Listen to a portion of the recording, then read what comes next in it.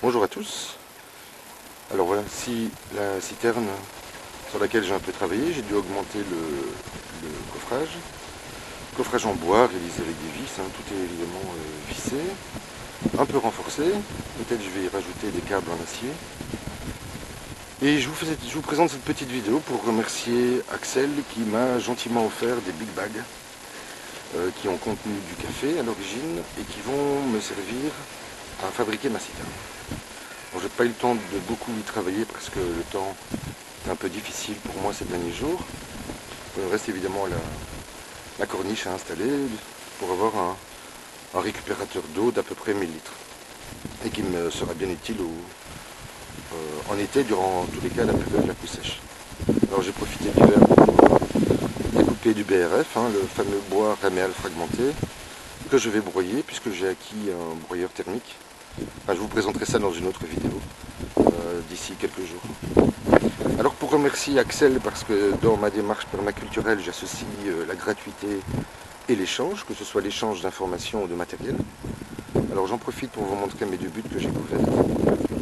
J'ai été rencontrer un imprimeur qui m'a gentiment offert ces toiles type géotextile sur lesquelles ils impriment comment dire, des publicités habituellement. Ici ils ont fait des tests, c'est évidemment une encre biologique. L'avantage c'est qu'ils font entre 10 et 20 mètres de long sur 1,40 m ou 1,50 m de large. Et moi ça me suffit bien pour accélérer la dégradation des buts. Alors Axel, en retour de tes dons, je te présente une technique toute simple, puisque tu m'as parlé que tu avais des problématiques liées à ton sol type sablonneux ou argilo-sablonneux. Et là je te présente une technique toute simple. Comme tu vois, j'ai travaillé directement sur l'herbe. J'ai utilisé pour ce faire une biofourche, donc je n'ai pas bêché, hein, j'ai simplement aéré le sol.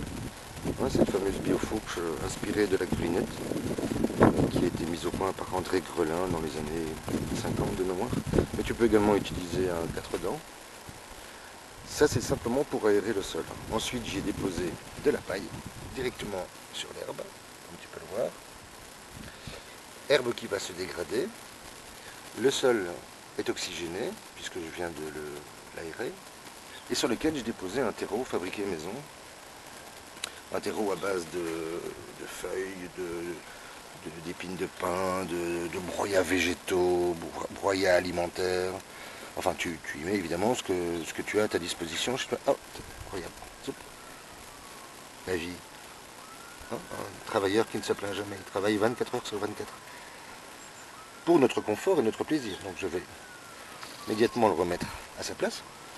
Bon, je terminerai de couvrir la butte. Comme tu vois, je l'ai fermé sur 3 côtés. Hein, de manière à ce que, en se dégradant, la matière ne se retrouve pas toute sur le sol. Sol d'ailleurs que je vais devoir mulcher d'ici quelques semaines. Et donc la matière organique va se dégrader et au printemps je vais y mettre une fine couche de terreau que j'ai préparée et qui me permettra d'obtenir de belles salades sans trop d'efforts. L'autre avantage de cette technique, c'est qu'il y a très peu d'adventices qui vont repousser entre les plants.